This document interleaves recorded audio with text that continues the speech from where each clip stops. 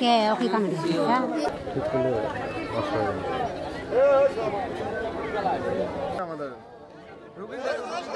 দেহ না না অসুবিধা নাই।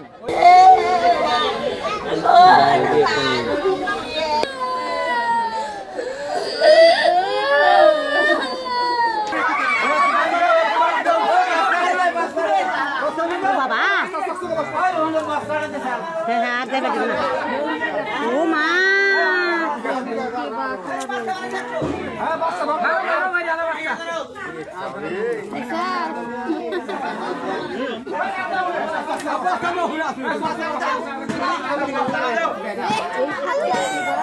আমরা সাপের এখানে ইয়া দেখি, অত্যাচার দেখি। তারপরে সাপুরিয়াকে এখানে ডেকে নিয়ে আসি। ডেকে আনার পরে মাটি খনন করা হয়। খনন করার পরবর্তী 14-15টা বাচ্চা বাইর হয়। বাচ্চা কয়টা ধরার পরে হয়তো কিছু আঘাতে মারা গেছে, আর তাজা কয়টা উনি ব্যাগে উঠায়। খনন করতে করতে হঠাৎ করে বড় সাপটা বাইরে হয়।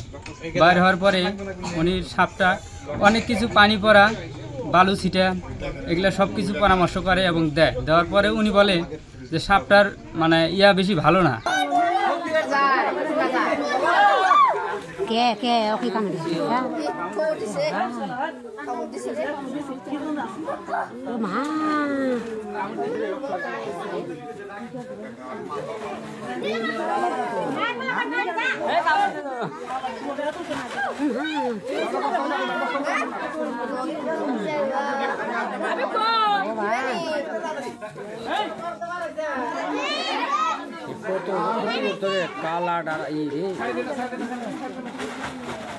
অনেক কষ্ট করে সাপটা ধরার পরে উনি বাম হাতের ভিতরে নেয় সাপটা।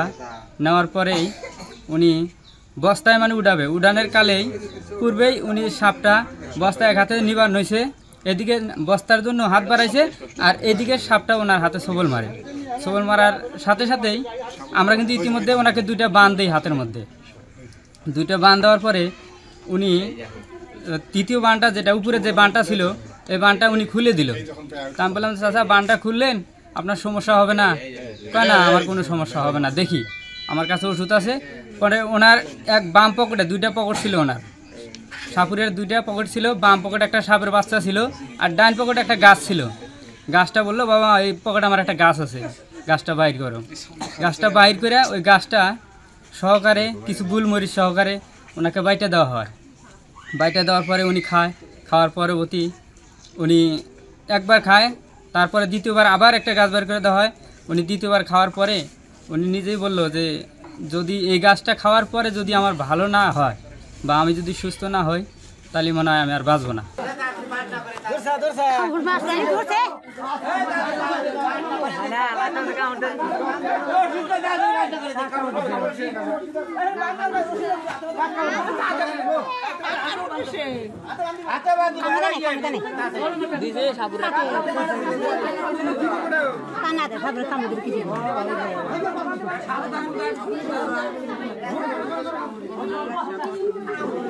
বেশি করে বাঁধে 2-3টা বাঁধা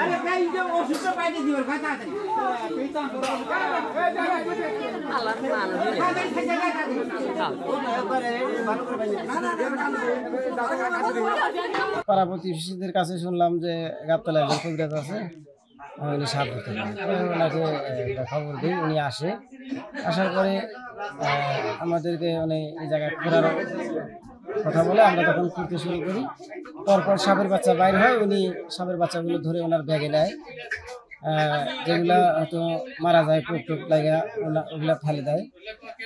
তো এইভাবে ঘুরতে ঘুরতে যখন বড় সাপটা বাইর হয়েছে, তখন উনি সাপটাকে মানে ধরছে। মানে ধরার আগেই অনেক কথাবার্তা হয়েছে। ওনার সাথে যে ছিল আর একজন, উনি বারবার না করছে সাপের হয়তো আকার আকৃতি খুব ভালো না, আগে নিতে সাপটা না ধরাই ভালো, আপনি যে কোনোভাবে ওনাকে বিদায় করে দেন। তো উনি বললো যে না, সাপ ধরা লাগবে, নাহলে মানুষের ক্ষতি করবে। এই বলে উনি সাপটাকে ধরার পরে যখন সাপটা মানে বস্তাবন্দি করবে, এই মতো অবস্থায় ওনাকে সাপটা দংশন করে। দংশন করার পরে আমরা ওনাকে বললাম যে যেহেতু সাপে দংশন করছে, আপনাকে দ্রুত কোনো হাসপাতালে বা ক্লিনিকে নেই, ভ্যাকসিন দিয়া আমরা আপনার চিকিৎসাটা করা হোক। ঔষধে কাজ করছে না, তখন কিন্তু আমরা ওনাকে জোর করে নিয়ে গেছি হাসপাতালে।